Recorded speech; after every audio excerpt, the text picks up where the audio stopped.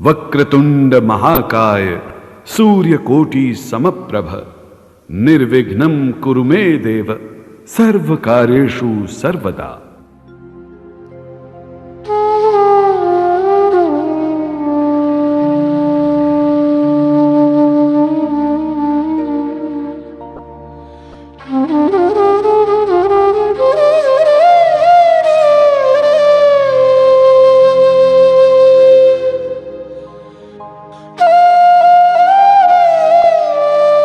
आज हमारा हिंदुस्तान सूरवीरों की वीरता के लिए, सतियों के सत के लिए एवं देवी देवताओं के चमत्कारों के लिए पूरे विश्व में अग्रणी है।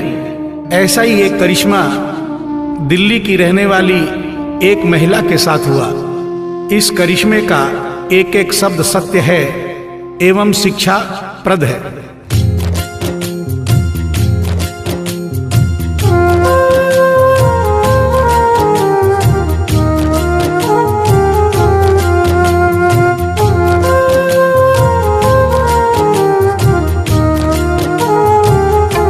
भगत के वश में है भगवान, भगत के वश में है भगवान, भगत के वश में है भगवान, भगत के वश में है भगवान।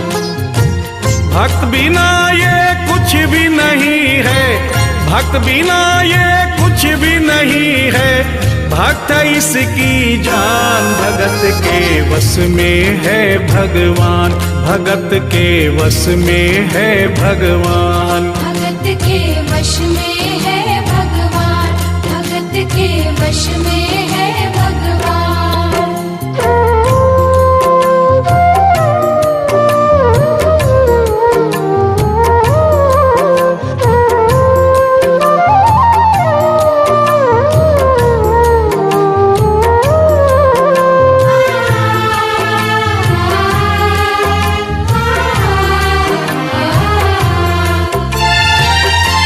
भक्त मुरली वाले की रोज वृंदावन डोले, कृष्ण को लल्ला समझे, कृष्ण को लल्ला बोले, कृष्ण को लल्ला समझे, कृष्ण को लल्ला बोले।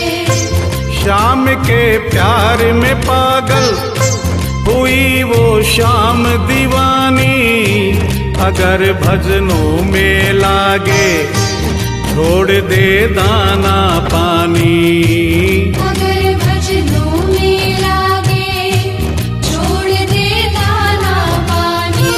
प्यार करण वो लागी इससे, प्यार करण वो लागी इससे, अपने पुत्र समान। भगत के वश में है भगवान, भगत के वश में है भगवान, भगत के वश में है भगवान, भगत के वश में है भगवान।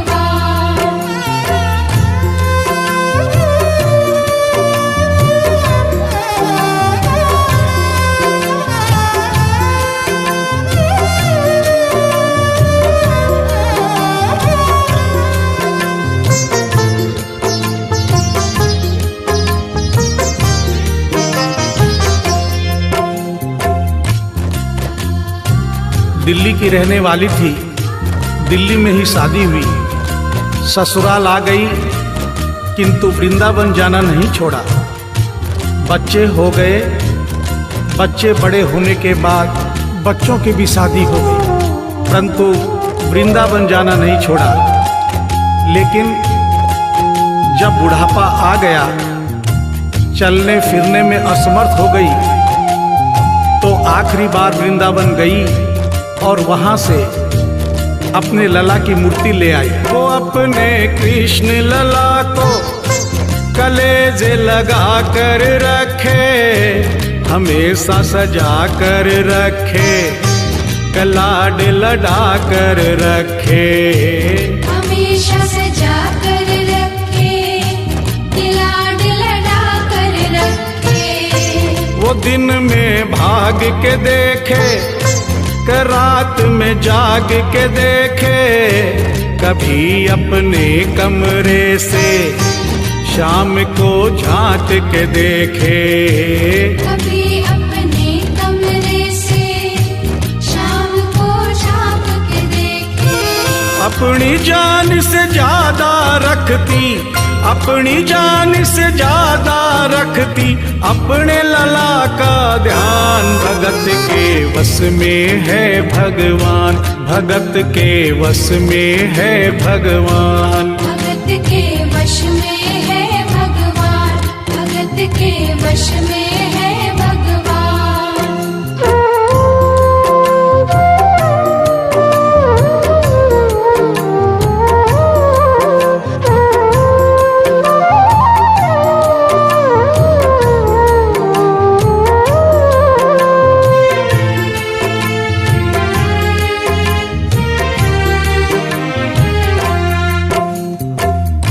जन्माष्टमी का दिन आया, दुर्भाग्य से बुढ़िया माई की तबीयत खराब हो गई।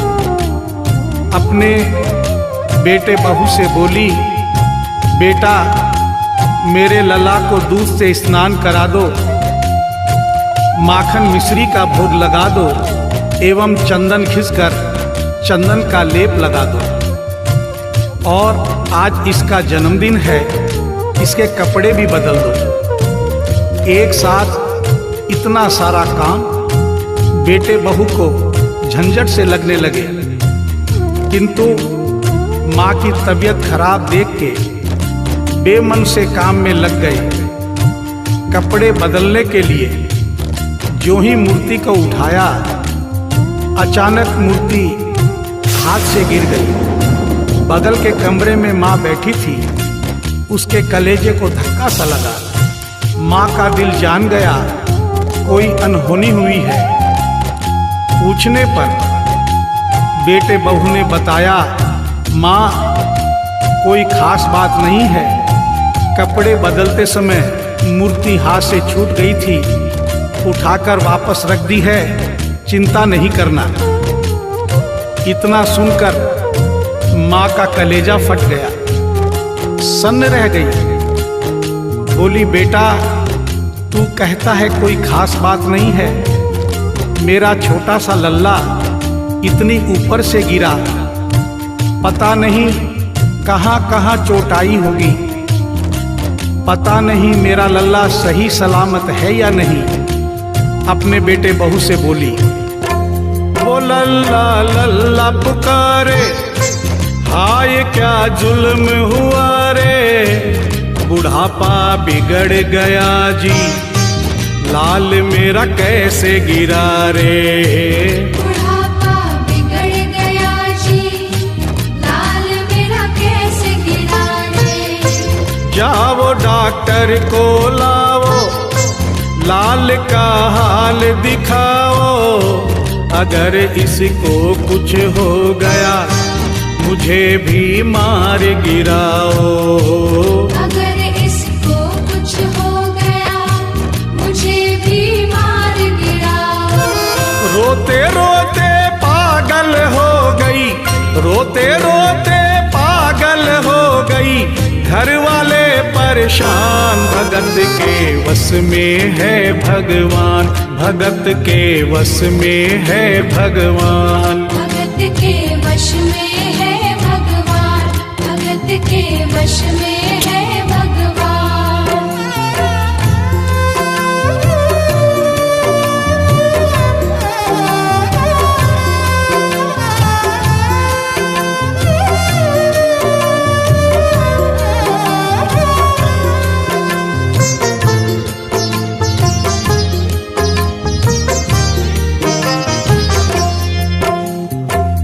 माँ डॉक्टर बुलाने के लिए जिद करने लगी।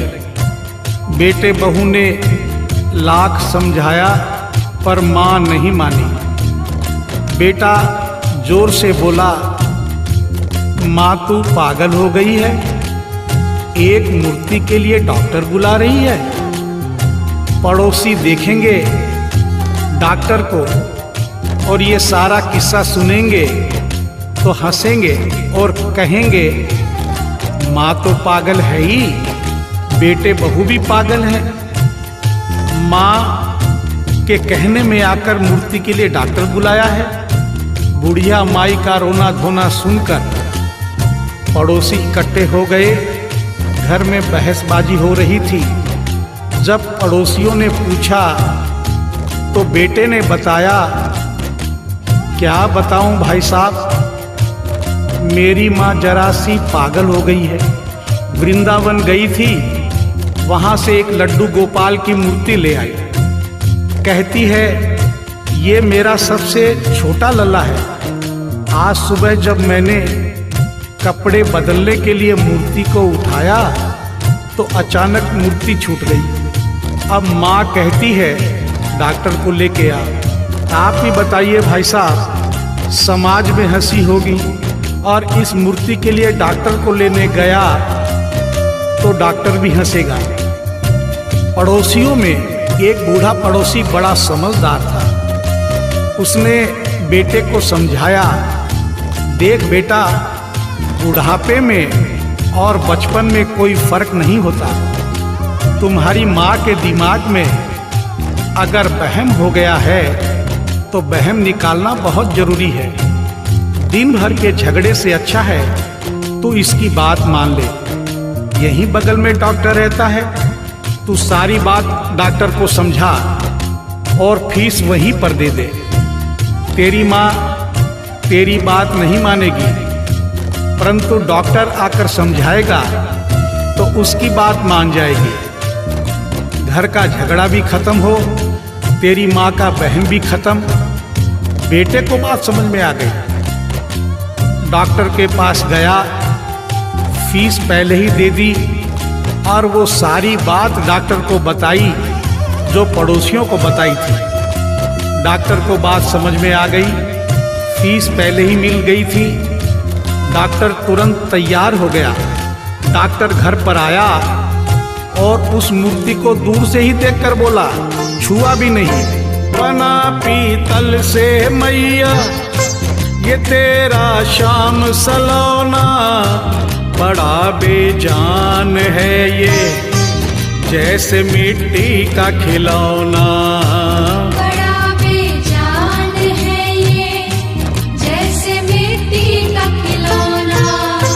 सारी दुनिया में ढूंढो बहम की दवा नहीं है, चोट पीतल को आए ऐसा तो हुआ नहीं है। चोट पीतल को आए ऐसा तो हुआ नहीं है।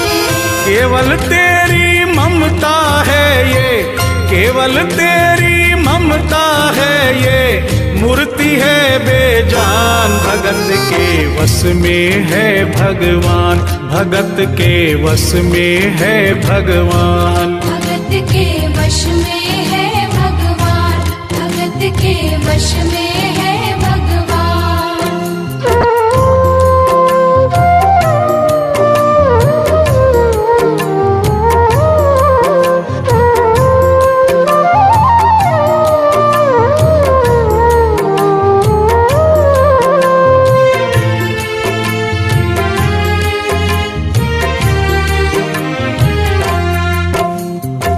डॉक्टर की बात सुनकर बुढ़िया माई ने कहा, डॉक्टर क्या उम्र हो गई तेरी? डॉक्टर सुनकर हक्का बक्का हो गया। बोला माई 65 साल। माँ बोली डॉक्टर तूने जिंदगी के 65 साल बेकार कर दिए। तूने इतना भी नहीं सीखा कि मरीज को देखे बिना रोग पकड़ में नहीं आता। तूने मेरे लल्ला को दूर से ही देखकर कह दिया कि ये पीतल की मूर्ति है। कम से कम चेकिंग तो करता। डॉक्टर को अपनी गलती का एहसास भी हुआ और थोड़ा गुस्सा भी आया।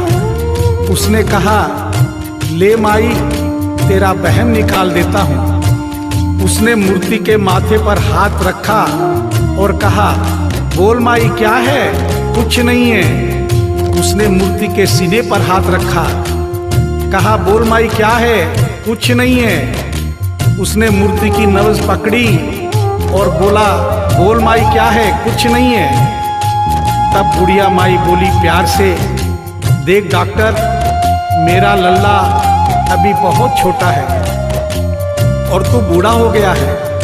हो सकता है मेरे बेटे की नब्ज धीरे चल रही हो, सीना धीरे से धड़कता हो, तू हाथ से नहीं पकड़ पा रहा हो, माँ की ममता है नहीं मानती। तू मेरा बहम निकालने के लिए एक काम कर दे, अपनी बक्सा में एक मशीन रखता है। बुढ़िया माई को स्टेथोस्कोप का नाम नहीं मालूम था। वो मशीन धीरे से धड़कने वाली धड़कन भी पकड़ लेती है। एक बार उस मशीन से चेकिंग कर दे, मेरा बहम निकल जाएगा। डॉक्टर ने फीस ली थी, उसका फर्ज बनता था कि जैसे घर वाले बोले उनकी बात माने। चेकिंग तो करनी पड़ेगी। डॉक्टर ने बेमन से स्टेथोस्कोप निकाला, अपने दोनों कान में लगाकर गोल वाला चक्कर मूर्ति के सीने पे रख दिया। आगे क्या हुआ सुनिए। जो ही सीने से लगाया और डॉक्टर चकराया, उसने कई बार लगाया, पसीना जम कर आया। उसने कई बार लगाया, पसीना जम कर आया। देख ये अद्भुत माया, रह गया हक्का बक्का, पसीना लगा पहुँचने, छूट गया उसका छक्का। पसीना लगा पहुँचने, छूट गया उसका छक्का। धड़क रहा सीना लल्ला का, धड़क रहा सीना लल्ला का, मूर्ति में थे प्राण, भगत के वश में है भगवान, भगत के वश में है भगवान। भगत के वश में है भगवान, भगत के वश में है भगवान।